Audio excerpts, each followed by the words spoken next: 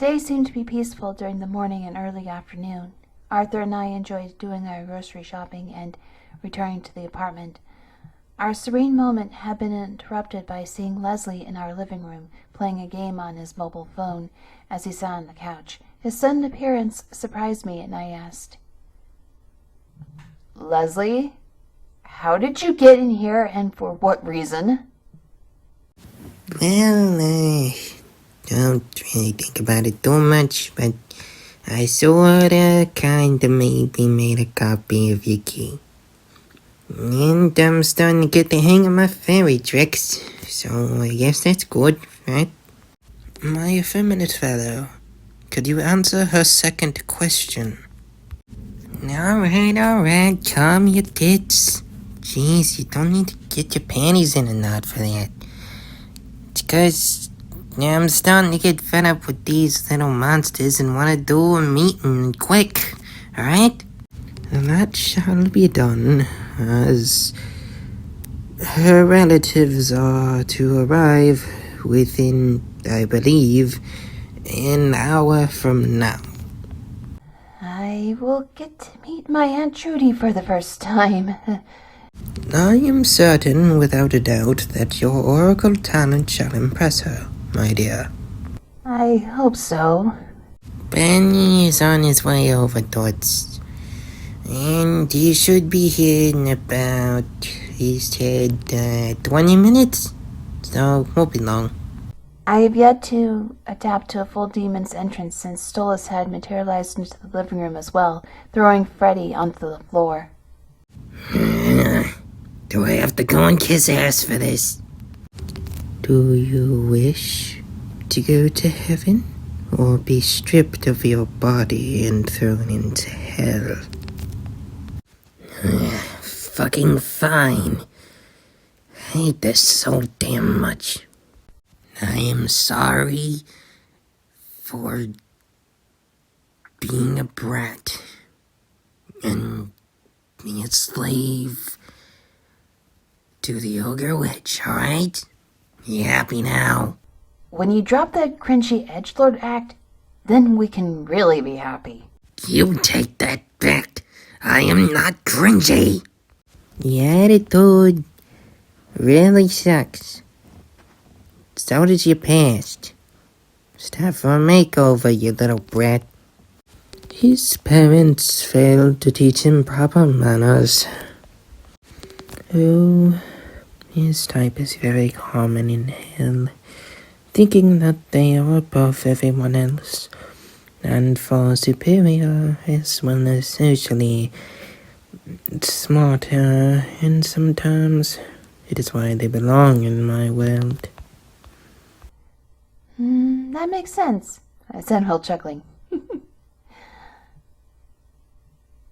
Moments later, Ben had arrived after I had let him inside, shaking the snow off his body before entering and unzipped his coat to reveal a secret weapon.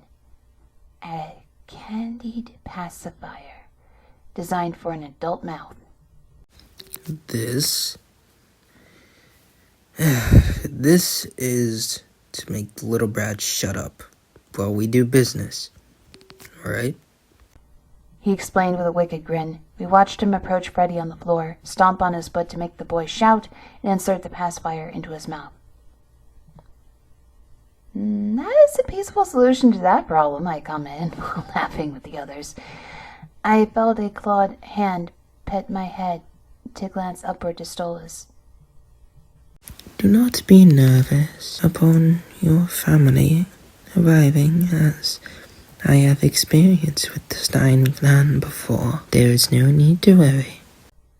Really? Yes, and frankly, upon my own observations, it would be pleasant to reunite with your grandfather. I have not seen him in a while and wish to know if he is well. Okay, I can relax a bit. Yes, and I have met your aunt once as well. When she was a child, of course, and she could be quite, naughty, as you humans say. Well, she has a false a sense of pride about herself, as her predictions were good, but rather shoddy. He replied. I chuckled at his answer and felt more assured about this unexpected reunion. As I got to know this owl better, I learned that he could be very curious, ask loads of questions, and get annoyed if events are slightly late. He wished to be updated about my parents, what my childhood had been like, and was frustrated with how I was ignorant of my heritage. It surprised me that he was appalled about how my parents treated me, and wondered why they have not followed ethics, which made me wonder about how the natives of Hell saw it as unacceptable as most decent humans on Earth. Needless to say, I have gained a new perspective on these supernatural subjects. I heard a few more knocks on the door. Knock, knock, let me see my little angel. An artificially sweet voice called out from the other side. Opening the door carefully, I had been attacked by a blur of fluffy pink and hugged while my face had been smothered with kisses. Oh, she looks like my brother, but cuter, she squealed while pinching my cheeks. Hello, Aunt Trudy, is it? I asked awkwardly while feeling embarrassed by this interaction. Oh, yes, it's me, Lenore, she exclaimed after regaining my bearings. I could tell she and I had the same height. The only differences had been that she had blonde hair cut into a bob hairstyle with oversized sunglasses and obnoxiously big lips. She smelled of expensive perfume while wearing nude makeup. Trudy, go easy on her. Jeez. Oh, all right. At least she wears some pastels, she said while pouting and while releasing me. Grandpa approached Freddie on the floor. So, this is the fine specimen. Nice work, Big Bird. It was my pleasure. And I see that the two of you had matured gracefully. But it seems I must know why your granddaughter has not been informed of her angelic heritage and was left to be abused as a child. Look, some things were beyond my control, and outs with it! Okay, right. Look, we were cursed and thought it would toughen her up. Generations are going soft, and we wanted her to be hard. You know, have street smarts. Be a good kid. Not soft and palatable like all these other dumb kids that run around like headless fucking chickens, okay? First off, I mean this in much disrespect, but that is fucked up.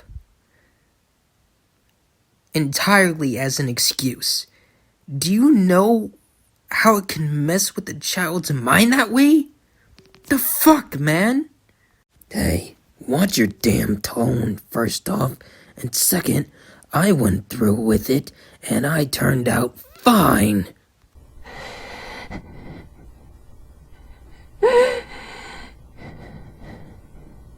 Get out. What? I said get the fuck out of my home, now! You don't talk to me that way. Do you wish to leave in one piece, or several? This is disrespect to your elders! Aunt Trudy said with a shrill voice. No. No, this is disrespect to me as a person. I will not put up with this again. My tone being commanding. Before they could say another word, Stolas had done a good deed. He grabbed them by the scruff of their coats and tossed them outside the apartment. I held back my tears and said between sniffles, Good riddance. It was also a pleasant surprise to have them hug me as a group. Even Freddie had joined in. Thank you, everyone, I said softly. Oh, I'm so proud of you, Lenny. You showed some brass ovaries for that.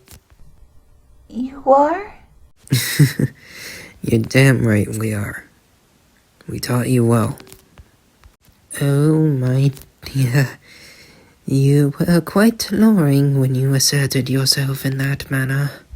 Now that is certainly what makes us dine. But I suppose I must explain how your family had been involved with the Goetia. We sat together on the couch and have Stolz be seated on a stuffed chair near us.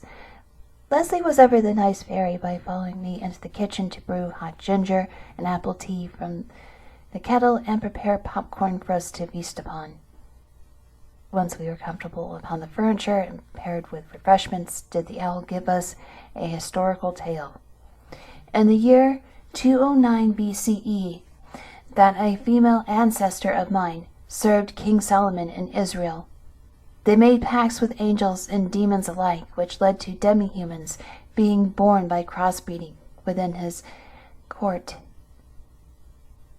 This ancestor was the first generation of demi-human, and was a mistress to the king at an emotional level, as she saw that the court had been corrupt by enslaving demons for supremacy purposes. Action needed to be taken by locking away the grimoire. The keys became a hereditary heirloom and a magical charm to open portals. You see? You're a badass because it's in your blood, Lenny. Leslie said while nudging my arm. I blushed heavily and nodded slowly. And Benjamin's ancestor had been a court member as well, to which you both acted like family without being aware of it. This is a rather mystical bond that they share indeed. Is that why she's so bossy to me?